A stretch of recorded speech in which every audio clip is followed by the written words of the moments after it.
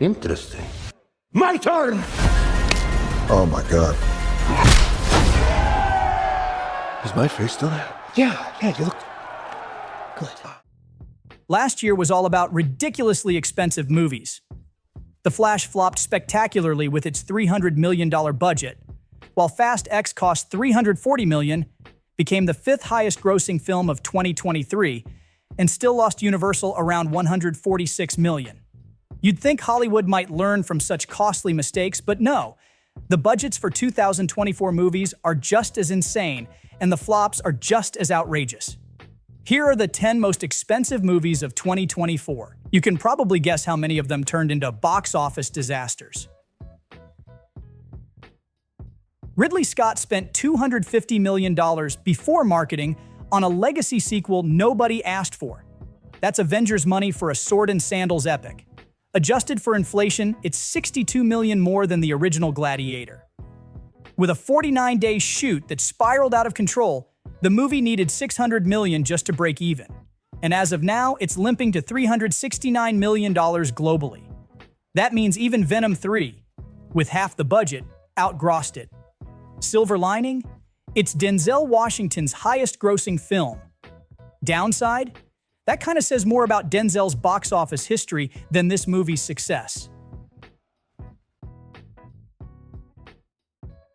When you hear Dwayne Johnson, Chris Evans, and Lucy Liu are headlining a movie, you expect an action-packed blockbuster, right?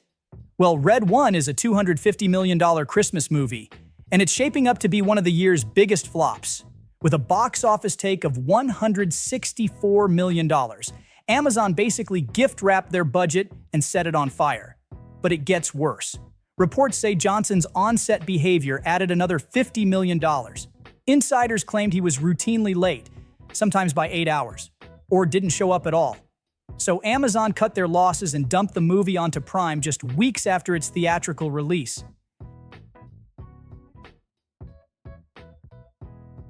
Pixar threw $200 million at the long-awaited sequel to its 2015 hit, and this gamble paid off big time. 9 years after the original, this film dives into Riley's mind again, now as a teenager, with new emotions and bigger stakes.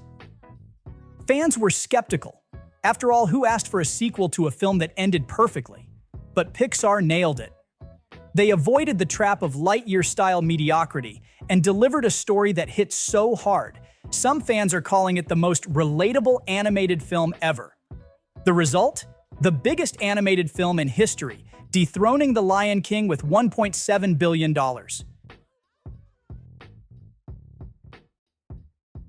Another $200 million budget. But hey, it's Deadpool, so of course it's over the top. After 8 years of delays, Disney finally gave us the crossover fans were begging for. Ryan Reynolds and Hugh Jackman teamed up in a chaotic, time-bending, R-rated spectacle. It's ridiculous, violent, and hilariously self-aware. Exactly what you'd expect from Deadpool.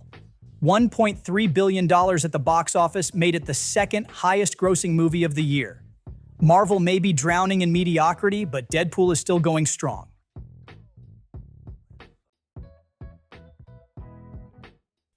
Henry Cavill's second box office bomb of the year.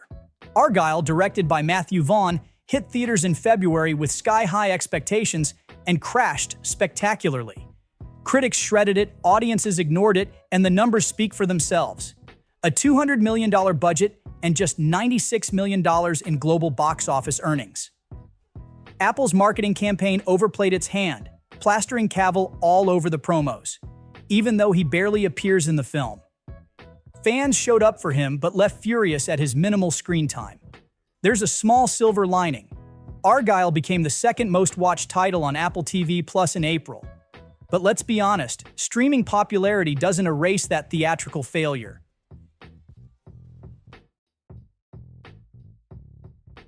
Joaquin Phoenix returned as the Joker, this time joined by Lady Gaga as Harley Quinn. It's a chaotic mess of gritty visuals, nihilistic musical numbers, and not much else. The sequel needed $450 million just to break even, but limped away with $206 million worldwide. That's a $244 million disaster. Even Tarantino, who loved its big giant mess energy, called it a middle finger to Hollywood. And apparently, the industry agreed. 0 Golden Globe nominations, and it feels like Hollywood is trying to erase this one entirely.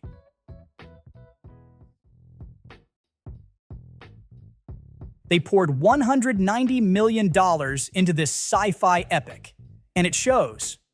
From sweeping desert vistas and breathtaking battle sequences to Zendaya and Timothée Chalamet commanding the screen, the movie expanded the already massive universe of Dune. Audiences couldn't get enough. It grossed $714 million worldwide, ranking as the 4th highest-grossing film of the year. And unlike Joker 2, Dune 2 felt worth every penny. Masterful world-building, jaw-dropping visuals, and enough intrigue to leave fans begging for more. It's a good film, but when you're spending $168 million, good might not cut it anymore. The prequel to Mad Max barely broke even. Why the flop? Timing didn't help. By its 3rd week, premium screens were handed over to Bad Boys Ride or Die, and without Max himself, casual fans didn't rush to see it. Plus, it had a bigger problem, its own legacy. Furiosa constantly referenced the nearly perfect Fury Road, undercutting itself. The Planet of the Apes reboot lumbers on with Kingdom of the Planet of the Apes, the 4th film in the reboot and the 10th overall. The box office is fine, but it's nowhere near the Caesar trilogy's glory days, which at least had the star power of Andy Serkis, Gary Oldman, and Woody Harrelson. Still, streaming and Blu-ray sales will probably scrape together enough cash to keep the franchise on life support. Another sequel is not a sure thing, but don't count the Apes out just yet. Hollywood loves a comeback. The sequel to the 1996 classic blew in with CGI tornadoes, storm-chasing drama, and a $370 million box office haul, but flopped internationally. And it's clear why. Tornadoes are a very American problem, and overseas audiences just didn't care. The original Twister thrived in the 90s when CGI destruction was groundbreaking, but that spectacle feels dated now. Plus, Warner Brothers botched the marketing outside the US. You can't expect international audiences to show up when your lead actors are barely household names outside America.